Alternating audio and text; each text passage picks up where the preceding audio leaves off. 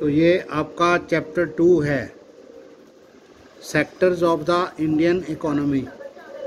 भारतीय इकोनॉमी के अलग अलग सेक्टर्स जो हैं उनके बारे में हमने पढ़ना है सेकंड चैप्टर में। An economy is best understood when we study its components और sectors.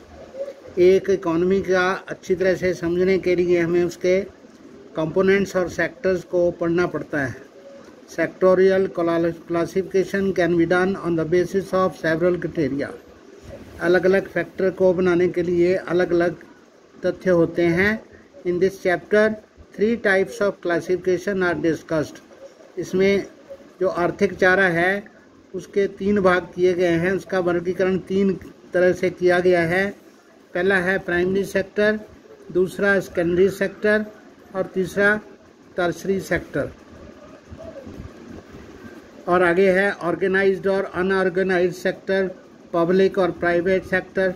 You can create a discussion about this types by taking examples familiar to the students and relate them to their daily life.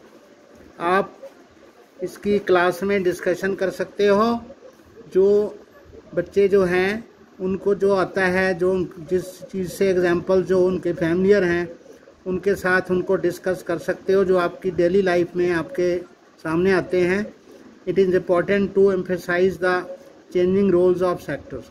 अलग अलग जो sectors हैं उनके अलग अलग role जो हैं उनके ऊपर ध्यान देना चाहिए। This can be highlighted further by drawing attention of the students to the rapid growth of service sector.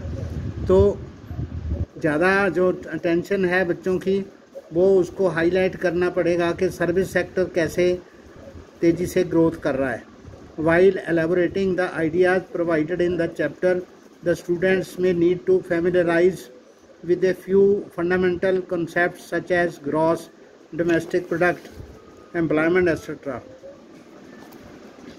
इसमें बच्चों को ये चीज़ों की डेफिनेशन आनी चाहिए। फंडामेंटल कॉन्सेप्ट्स हैं such as gross domestic products, employment etcetera.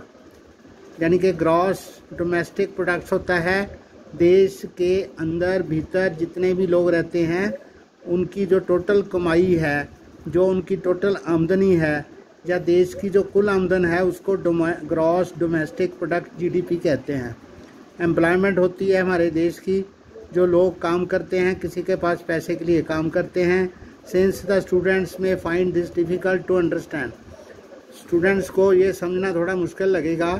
It is necessary to explain them through examples, इसको उदाहरण के रूप में समझाना पड़ेगा। Several activities and exercises are suggested in the chapter. इस पाठ में अलग अलग एक्सरसाइजेज और एक्टिविटीज़ दी गई हैं to help the students understand how a person's activity could be placed whether in primary, secondary और टर्शरी। और हर एक व्यक्ति के अलग अलग व्यक्तियों की जो अलग अलग क्रियाएं हैं वो प्राइमरी और सेकेंडरी और टर्शरी में कैसे डाली जाती हैं, ऑर्गेनाइज्ड और अनऑर्गेनाइज्ड सेक्टर में and public and private sector में कैसे हम रख सकते हैं। You may encourage the students to talk in various working people around them such as shop owners, casual workers, vegetable vendors, workshop mechanics, domestic workers etcetera.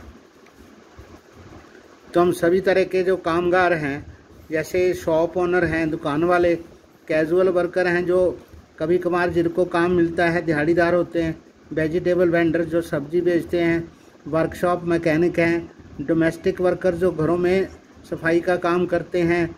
To know more about how they live and work, यानी हमें जानना है कि वो कैसे काम करके ज़िंदा रहते हैं, कैसे रहते हैं। Based on much such information the students can be encourage to develop their own classification of economic activities की वर्गीकरण को वो अच्छी तरह से समझ सकते हैं।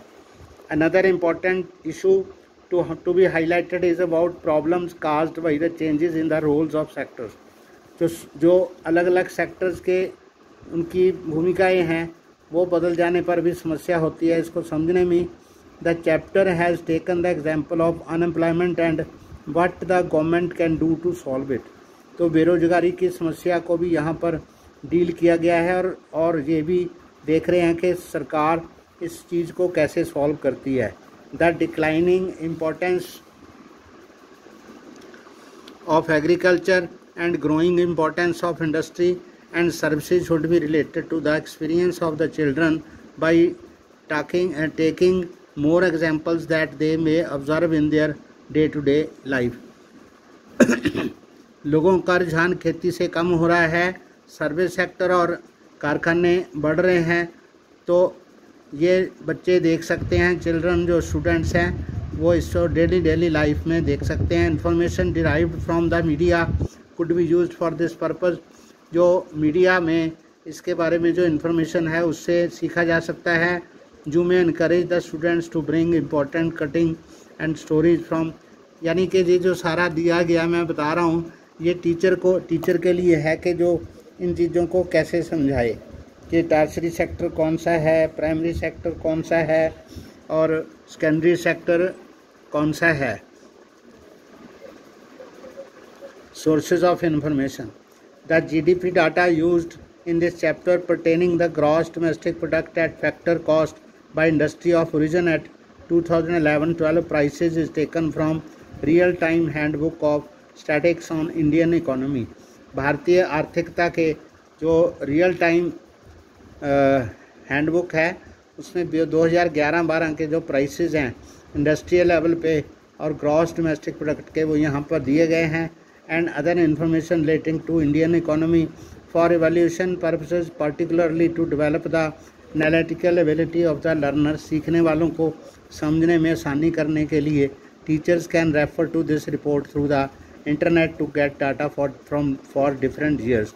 The employment figures are based on data taken from the 5 yearly surveys on the employment and unemployment conducted by the National Sample Survey जो है, जो बेरोज़गारी का और एम्प्लॉयमेंट का सर्वे करता है, वहाँ से हमें इसके बारे में भी पता चल सकता है। Is an organisation under ministry of statistics की मिनिस्ट्री है, प्लानिंग एंड प्रोग्राम है, उसकी इम्प्लीमेंटेशन करते हैं। Government of India website you can log on into, ये वाली जो वेबसाइट दिए गए हैं वहाँ से हमें एम्प्लॉयमेंट डेटा अलग अलग सोर्सेज का सेंसस से के साथ में मिल सकता है।